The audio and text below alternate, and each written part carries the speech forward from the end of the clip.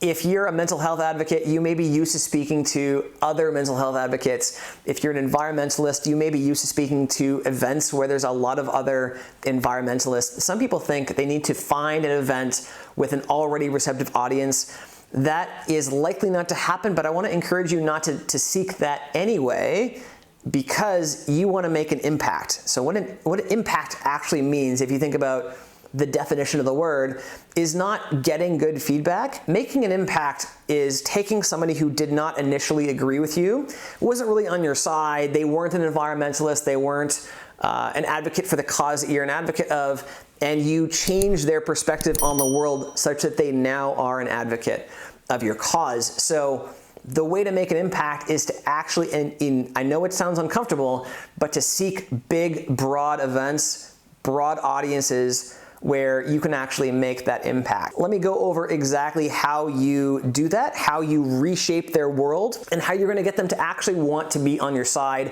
want to take action, and want to join you as well. It's going to feel amazing as well. This is a bit of a challenge, but it is so rewarding. There's a concept in psychology called neuro-linguistic programming.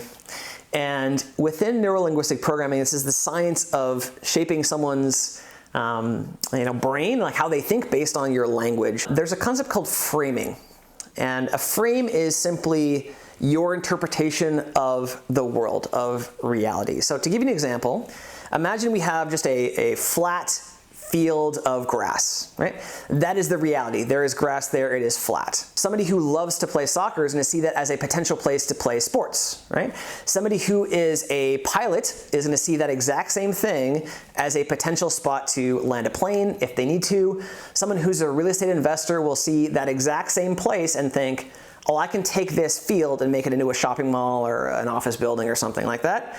And so the same reality can be interpreted in different ways. If you want to change someone's behavior towards reality, all you have to do is change and think of a frame that benefits them such that they will see the reality and act in accordance. So if I was in charge of selling a flat, grassy field, I would say to a real estate investor, this can be a shopping mall, this can be an office building or houses or what have you. So you can apply the exact same framing technique to your message. And I'm going to give you a few examples of how I've done this with clients in the past for especially the mental health field, because this can teach you how you can take your message and get people to act. So I had this client, and she was a mental health advocate, and what happened was her son had some mental health issues, and she was a strong advocate of helping people. She wanted people to treat those with mental health issues in a more respectful way. She wanted them to, have them as friends and engage with them as normal human beings, right?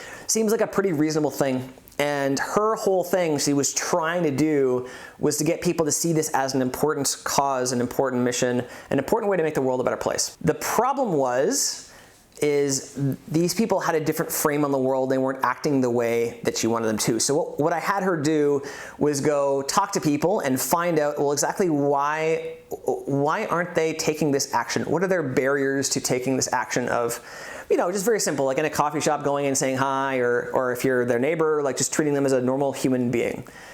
And what people said was that, well, they're unaware of what they should do, how they should behave, and they thought it was up to mental health professionals to have that interaction and care for these people. They didn't want to screw it up, basically. Her audience, they had this frame of mind of people with mental health issues need professional help, and that is the most caring thing that can be done in this situation.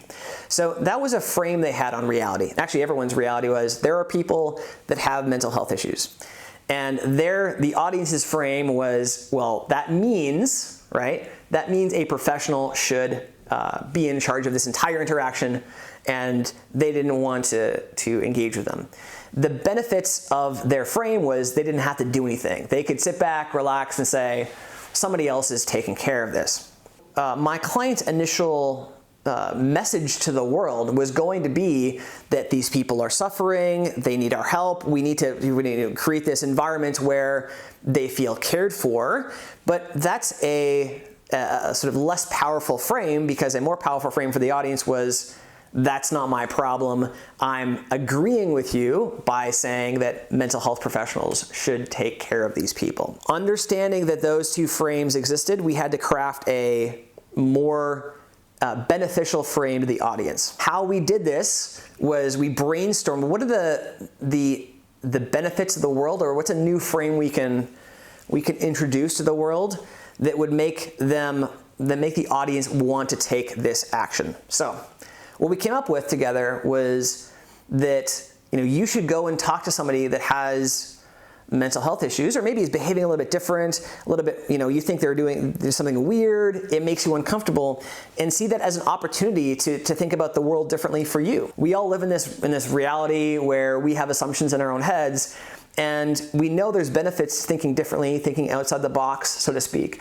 And so the frame that she introduced was that we can achieve this by having these relationships, right? So that was an immediate benefit that we could give the audience, and it was a new frame that facilitated this interaction happening. That is an example of how you can reframe someone's reality, someone's psychology, to make them do the action that you see as beneficial for the world. For this to work, here's a really important principle or philosophy you have to apply.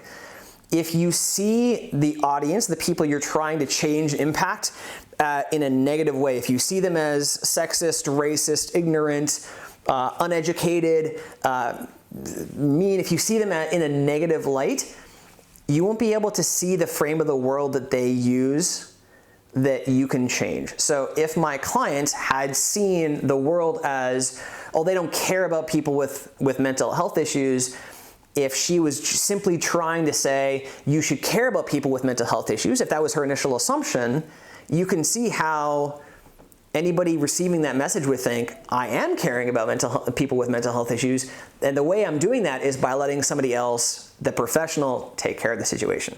So the first thing you have to do to make this work for you is to see people in the most charitable light possible. Assume they have very positive intentions. Assume every action they're doing can be explained by they're taking care of their kids, they agree with you, they like the environment, they like other people, they are moral, they are kind, they are just, all these things. And the second thing you have to do is actually go talk to these people. You cannot, or it is less effective to make an assumption about people's frame and people's beliefs of the world just from the outside. So if my client and if we would have assumed together that, well, these people need to be told that they should care for those with mental health issues, if we thought that was their frame, if we thought they didn't think they should care about people, we wouldn't have discovered that they thought that something else. They thought that a mental health professional should take care of it. So approach this assuming that the audience that you're trying to reach and trying to impact has good intentions for the world, and actually go talk to them. And if you do that, that is the requirement for being able to craft a frame and to identify a frame that benefits them. Once you take a very positive outlook of their view on the world, right? You assume they have very good intentions, and you actually go talk to them. What you have to do then is craft a frame that benefits them even more. Some people, in our mental health example, if they believed that somebody else should take care of it, that benefits them immediately because they don't have to do anything. They can sit at home in their bubble, in their comfortable bubble, and do nothing about the situation to help.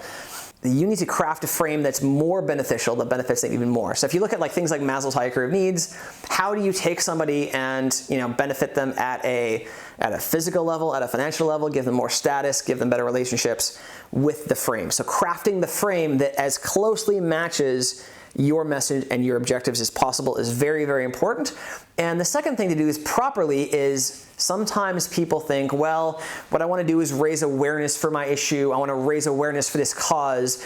And then people will do something. You need to be very specific before you start this process about the actions you want people to take, because the reality is you're the expert. The audience doesn't know. They don't know what they can do to help. You're the expert in your field. You're the expert in your cause. You need to be specific with them in your message development and on the stage as well, in telling them exactly the action you want them to take. Because if you leave it open-ended and say, well, we're gonna raise awareness and hopefully people will do something, chances are they're not gonna do anything and you will not make the impact that you want. So that is how you would shape a message to impact the world, to reach a broad audience on something like a keynote or a TED Talk or a podcast or whatever else. And if you want more information and more strategies and tips and things on how to make an impact with your message, how to get your message out there, how to get exposure and reach the world with your message, follow this channel. There's more on here, so subscribe. And I would love to hear from you as well. Leave a comment below. Let me know what your cause is if you have a cause. Let me know what frame ideas you have. Let me know what kind of audience research you found so far, and we can work together. I'll give you some tips and things on how you can reshape your message and hopefully impact more people. So, thanks guys.